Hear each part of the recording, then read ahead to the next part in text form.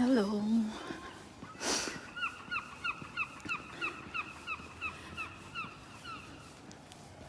Dito po ako sa Scotland. Malamig po ngayon ang weather po dito. Kaya ganito po. Naka full attire po tayo. Naka bonnet at makapal pong jacket. Doble-doble pa ang inner. Saka po yan po. Naka boots. Lalakad po tayo para exercise po. Kahit na malamig. Need po nating para sa health po natin.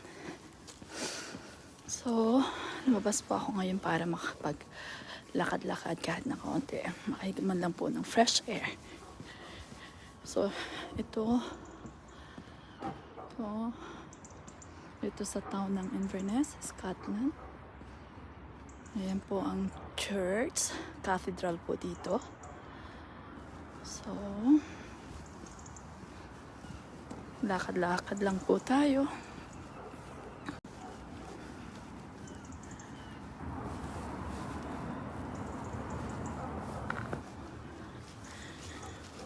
Ayan, mag-shortcut na po.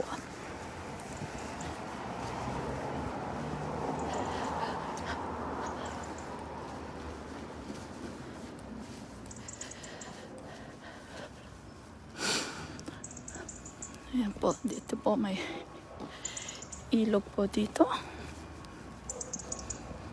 I call it Ness River or River Ness. Ayan po. At may castle din po dito, kaya lang po ginagawa yung castle.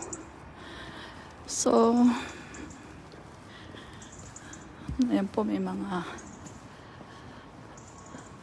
stool po dito, mga tindahang maliit.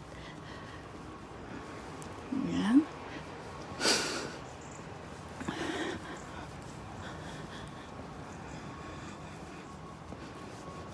So, maglalakad-lakad lang po ng konti.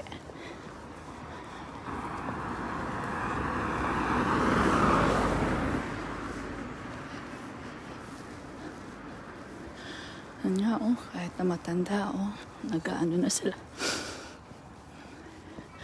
Nagja-jogging pa.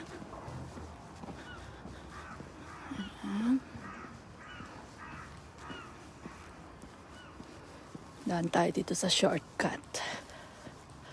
Papuntang ibang way. Actually, kaya ako lumabas ngayon para tingnan yung i-view naming flat. Kasi need naming hanap ng bagong tirahan. Matagal na kami dito sa Scotland. Kaya lang, hindi namin naisip noon na bumili ng sarili naming bahay. Kasi, iba yung mga priorities noon nung bagong dating kami dito. Alam niyo na, isa ako sa mga breadwinner ng family noon. So, inuna ko muna yung pagtulong sa aking pamilya, sa aking mga kapatid. At good naman kasi lahat sila ay may sarili ng pamilya at tumutulong din. Yun din ang maganda at may maganda ang aming pagsasamahan at sana laging ganun. So yun na nga, wala kami sariling place dito. Nagre-rent lang kami. We're over here for more than 22 years now. So, we're 12 years dun sa aming tirahan. Kaya lang, ibebenta na ng may-ari yung place na yun. So, they told us to find another place. So, that's why.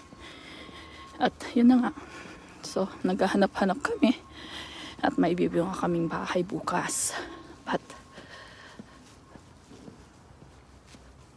puntahan ko lang ngayon para at least alam ko na kung saan kami